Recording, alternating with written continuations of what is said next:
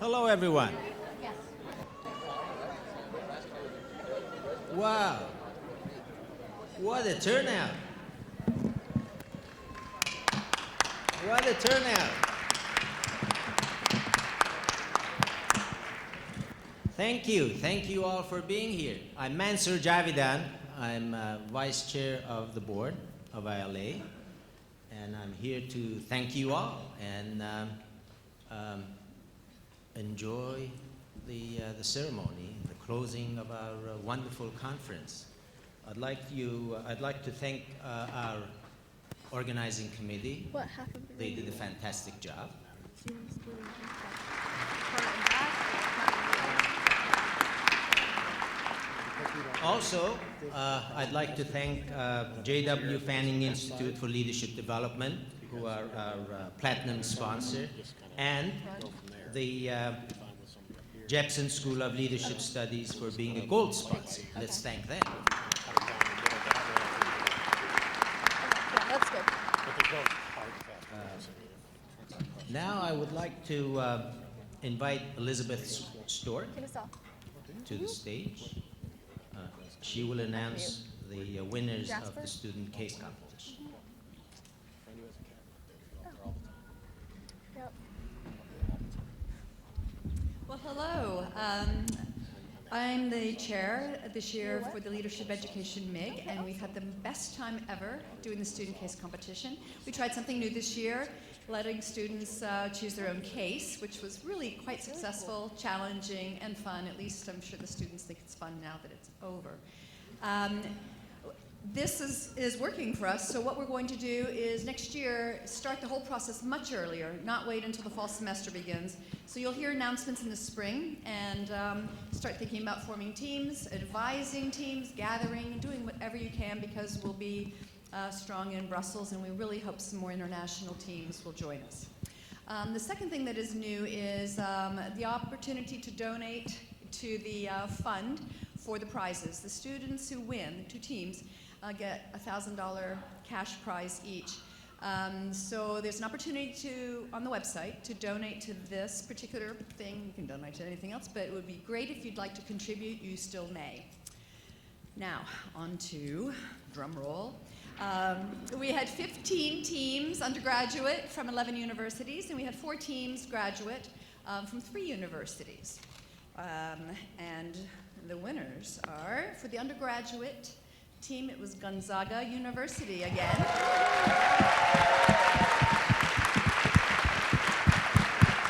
This was Team 101, if you were wandering around, and it was about the community policing. The students are Maggie Douglas, Will Stefan, Gladys Suarez, and Tyler Hamke. And their advisor is Josh Armstrong. They won last year, and they did again this year. One point about this that was particularly commented on by judges was the sort of the micro application. So let that be an invitation to you all next year. The graduate team, Chapman University. Yes, that was Team 201, and they talked about addressing recidivism. The students were Beatriz Valencia, Scott DeLong, and Mizna Alomer. And their advisor is Whitney McIntyre Miller. So congratulations to you all. Winners get a 1-year ILA membership and a cash prize to divide among them. So.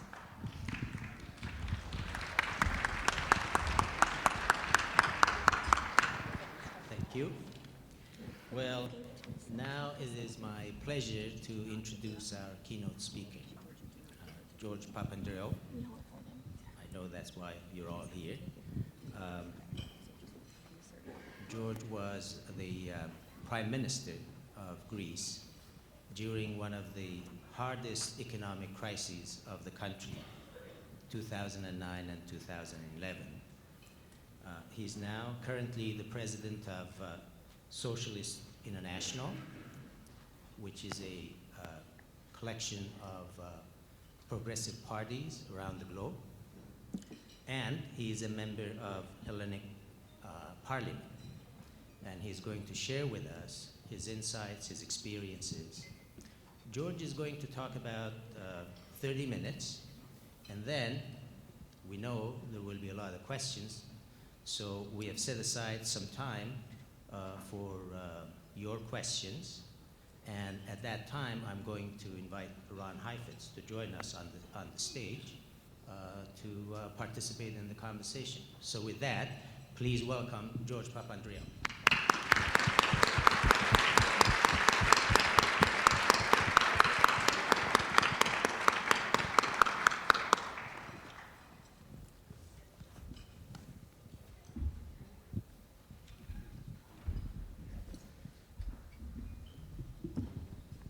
Ladies and gentlemen, dear friends, I'm always humbled, despite being in politics for many years, when I come up to the podium, because I'm less of a speaker and more of a listener. So I do hope we'll have some time to talk about these issues.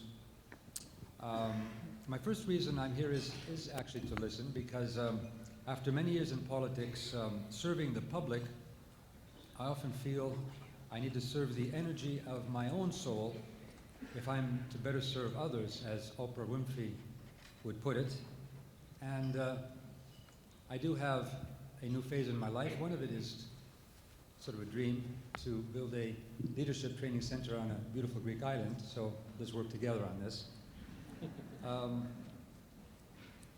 So I did, however, try to listen these few days I've been here to different moments we shared. And the elephant in the room, that is the US elections in 3 days, is of course ever present. But with it is a heightened concern, a concern for where politics is going, not only here but around the world. And that's the second reason I'm thrilled to be with you, and thank you to the organizers, the ILA, great conference, beautiful conference. We may all have our own separate life stories, our own journeys, our own odysseys, yet our travels have brought us here, at this moment in time, at this same place, to be together, wonderfully sharing our experiences, learning from each other. But what also seems common in our search is an attempt to answer a looming why. Why today, when humanity has the capacity to do wonders like never before in our history? Yes, we can make poverty history. We can fight pandemics, wipe out illiteracy, protect our environment. Yes, we do not lack resources, knowledge, or technology. Why in the world are we becoming more fractured, more divided, more polarized? And quoting from Jean Lippmann-Blumen, she says, "A troika of fear, dread, and hatred is gathering strength. Yet longing for peace and equitable prosperity, plus the courage to protest injustice, refuses to die. We have a fateful choice.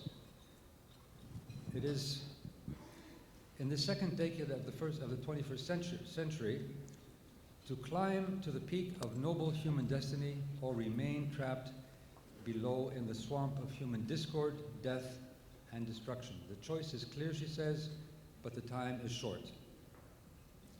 Well, the third reason I'm here, or possibly the reason I got here, the real reason, is to honor a good friend. When I first stepped into Ron Heifetz's class some 25 years ago, I too was troubled with politics. I had lived through a dictatorship and been a refugee in Sweden. My father had been jailed or exiled twice in his life. That's why I was born in Minnesota and grew up in California, first few years of my life. My grandfather had been exiled 6 times in his life, fighting authoritarian regimes. He died under house arrest, and his nickname was the Old Man of Democracy. My great-grandfather was also a refugee, a Pole from Lithuania, jailed in Siberia only to escape and find refuge in northern Greece. At 14, I had a Tommy gun put to my throat to reveal the hiding place of my father when a military squadron came to arrest him. So I had, and still do have, an aversion to the abuse of power. That's a value or tradition that began in ancient Greece when politics was invented. What was politics in the eyes of the ancient Greeks? It was a belief that we citizens could take our fate into our own hands, that we need not be dominated by the whims of tyrants, demagogues, or constrained by the monopoly on knowledge or the dogmas of high priests. No, we could actually liberate our potential, imagine a different world, collectively create a better society. And that simple idea was then a revelation. At the same time, it was a revolution. The democracy disrupted the concentration of power in the hands of the few. It also created a framework for collective identity, imagination, and change. It put knowledge, inquiry, curiosity at the center of society. The word school comes from the ancient Greek word scholi, which actually means leisure time. Learning was fun. It was theater, music, architecture, scientific inquiry. It was walking with Socrates or Plato or Aristotle, philosophizing. It was athletics, games, the Olympics, of course. And if you believe in taking your own fate in your own hands, then investing in knowledge, in the knowledge of human beings, and the well-being of each person meant a better chance to direct your fate, a better society, to lead rather than to be led. It was a deep belief in every person's potential, and most important, learning through participation in the daily workings and decisions of the city. I am idealizing a bit because there were other problems. There were slaves, women didn't have votes. But critical thinking was of great importance, something we sometimes lack in our politics today. But by the time I finished secondary school, and I had lived sort of as a gypsy refugee, I had changed 9 schools and 4 different countries. But this gave me the possibility to cross boundaries, assess different systems, practices, cultures, societies. Maybe, Ron, you would call this sort of an inner balcony, which I could get up to, and assess situations from different points of view. So I knew down deep that Greece could be a better place. And when I got into politics, it was to become an agent of change. But that's not as easy as it sounds. A few days after winning my first election as a deputy, I sat down with my friends in my constituency. I asked them what should my first steps be. Their advice was, for the most part, I should change. You have to show you are powerful. Wear a dark suit. I'm wearing a slightly dark suit today. Buy a big black car, a Mercedes if possible. When you talk to people, don't get into too much dialogue. Bang your fist on the table to make a point, and cut your hair. I had hair then. I was initially swayed. I felt that I needed to take on the trappings of power to be effective. But at some point I said to myself, that's not me. I got into politics not to become like the leaders I despised. Attending Ron's class, and partly through the authority of his profession, but more so from his wise diagnosis of leadership dilemmas, I found the space, the permission, legitimate right to question the traditional stereotype of what a leader should be. I also found the confidence to take the risks, step out into the unknown, not on a hunch, but with authenticity, a genuine respect of my own values, a calling to serve, and know that that could be the only way we could effect real change. So I soon developed my own distinct political style, which was gradually accepted. If not, I had decided I simply would emigrate to a Greek island and play my guitar. Over time, talking with Ron in classes, on stage, in cafes by the Greek Sea, on balconies, I've learned much more. So in these few minutes, I try to recount some of the lessons through my experiences, the journeys in my life. One of them is a journey to try to reinvent our relations with our then mortal foe, Turkey, and also the journey of weathering the storms, the cyclops and the sirens of the financial crisis when they hit Greece in a hard way. And finally, I hope to conclude with some of my thoughts on how our democracies are challenged today. What questions we collectively need to think about in searching for a new way forward. Well, Greece and Turkey had been at loggerheads throughout our history, certainly according to our history books. Turkey was going through an internal conflict, a civil war with the Kurdish minority, and the head of the Kurds, Öcalan, seen by Turkey as a terrorist, landed in Greece. Our then foreign minister thought he could hide him, sent him to our embassy in Kenya, but he was picked up by secret agents, taken to Turkey, jailed, and faced execution. He hasn't been executed. He was forced to resign, and the Prime Minister called me up and said, "It's your job to take over now." We were at the brink of war with Turkey. So, Ron yesterday talked about the social contract politicians have with society. Well, in the case of Greek society on the Turkish issue, this contract meant we would never talk to the Turks. That would only mean compromise or even defeat. And diplomats, knowing that our relations were intractable, felt it was best to shy away from these issues. Nothing good could come out of trying to make peace with the Turks. I soon received an angry letter from my Turkish counterpart demanding we meet to discuss these matters. Diplomats told me, simply reject the demands. I asked my diplomats, what is the most important foreign policy issue of Greece? They replied, Turkey. I then said, I have the honor to serve, I don't know for how long, and I don't deal with the first priority of our country. I decided to take a risk. I needed to use whatever opportunity to see if our relations could in fact change for the better. I said I will talk.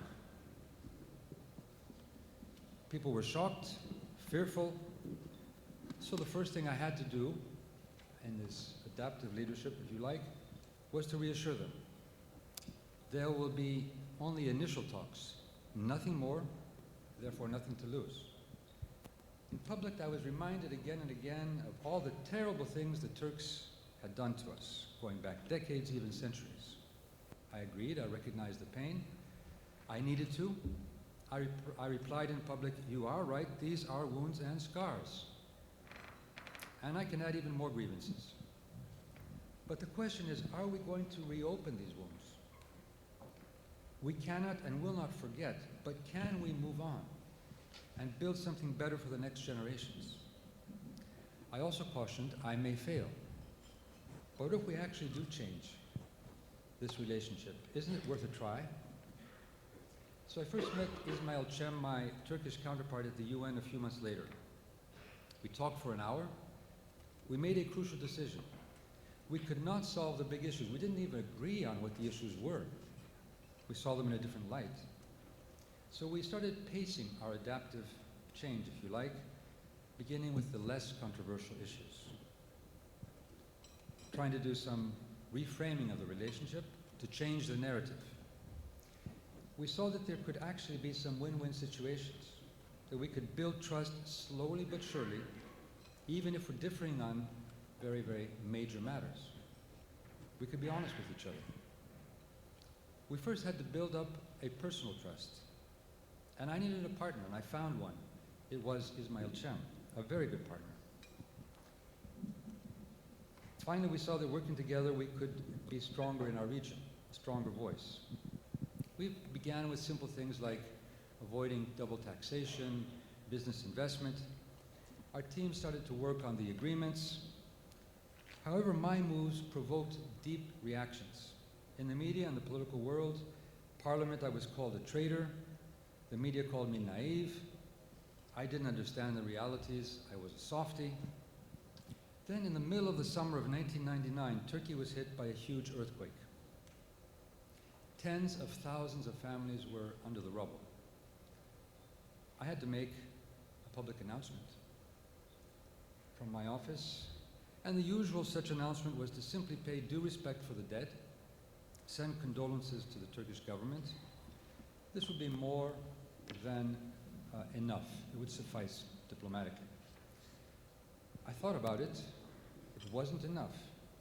I would take another risk. I had to change the narrative between our two countries. I stepped out of my office and I made an appeal. I said, yes, the Turks are our sworn enemies. We all know that. But we also know that they are suffering. Today, they are not our enemies. They are simply human beings. Let's help them. I called on the Greek people to give blood, blankets, and medicine. I had no idea what the response would be. I was amazed. In 2 days, the hospitals were overwhelmed. They couldn't handle the numbers of people coming to help. So I saw the importance of narrative. Each of us have a capacity for different narratives, each leader, if you like, but leaders will unleash the positive or the negative, depending on which narratives they embrace. Narratives contain their intrinsic principles and values, a filter on how to see the world, a story that can destroy or build. With this small statement I had unleashed, I had given permission for the public expression of an amazing desire for peace and goodwill in the minds and hearts of the Greeks. From across the Aegean, a minister replied, "We don't want Greek blood." But my counterpart smartly said, "Ismail." He corrected him and he accepted. We then sent a brigade of firefighters to Turkey who were specialized in digging in the rubble of earthquakes. And Greek military planes were sent to help the Turkish military to put out a huge fire at an oil depot. And then the most moving events occurred. The Turkish officers were so impressed by the valor of the Greek officers that one of them took off his insignias and gave them to the Greek officer. Then after 3 days of searching, a Greek fireman pulled out a young Turkish boy from under the rubble, alive. The next day, all Turkish newspapers had titles, "Thank you," in Greek. This was the beginning of what we could call people's diplomacy. Women's organizations, football and basketball teams, business people, mayors, musicians, NGOs, all started to develop new ties, new initiatives. Ismail and I decided we should encourage this. I asked an advisor of mine to keep reporting every month about what was happening. In 3 months, he stopped. I called him in. I said, "Nikita," I asked, "why don't we have a report this month?" He said, "Sorry, Minister, there are so many initiatives, I just can't keep track of them." What had happened? That was inclusive leadership. The people had taken on the responsibility to give peace a chance. They became the agents of change. They were taking the lead without any official authority. Without them, I don't know if we could have continued, but we did. We continued. More than 25 agreements were signed after 40 years of no agreements. And if we can have such inclusive participation in foreign policy, why not in domestic policy? Ismail and I would sit down and think about the momentum we need to keep going. We had to be innovative. We found new ways to be constructive. We tried to create the necessary symbolism. For example, we decided to together travel to the Middle East and visit Ariel Sharon and Yasser Arafat, which we did. This was important for the region, and it was a show of how we could use symbolism for change and bringing messages of peace. With Greece having the Olympics, we decided to reignite the basic idea of the Olympics, which was peace in ancient Greece, the Olympic truce. So we first signed a document for the Olympic truce, Ismail and I, and then we went around the world. We had Bill Clinton sign it, we had Yasser Arafat, Simon Peres, Nelson Mandela, and many others. Then there was a further important element, the European Union, this family of values. we were always saying, Vito, you cannot be part of this club because you have done so much to us, and there are still major problems such as Cyprus. Turkey wanted to become a member. I decided to rethink this policy. Why not want Turkey in our community of values, which would also mean that they would adapt, adhere to principles that would ensure peace, rule of law, human rights, good neighborly relations, a democratic Turkey which would not have military at the helm. Now, this was controversial in Europe because bringing in a Muslim country was something that many didn't want. In a Christian Europe, I reminded them that democracy was born not in a Christian world, but a world with 12 gods, and that democracy actually could be something universal. We actually did change our policy, and Turkey became a candidate, even though we haven't solved since then all our major problems, such as the Cypriot issue. We now cooperate. 1 million tourists come over to our islands every year. Things have changed. And of course, we have our common cookbooks and soap operas where Greeks and Turks are falling in love and getting married. It is a major change.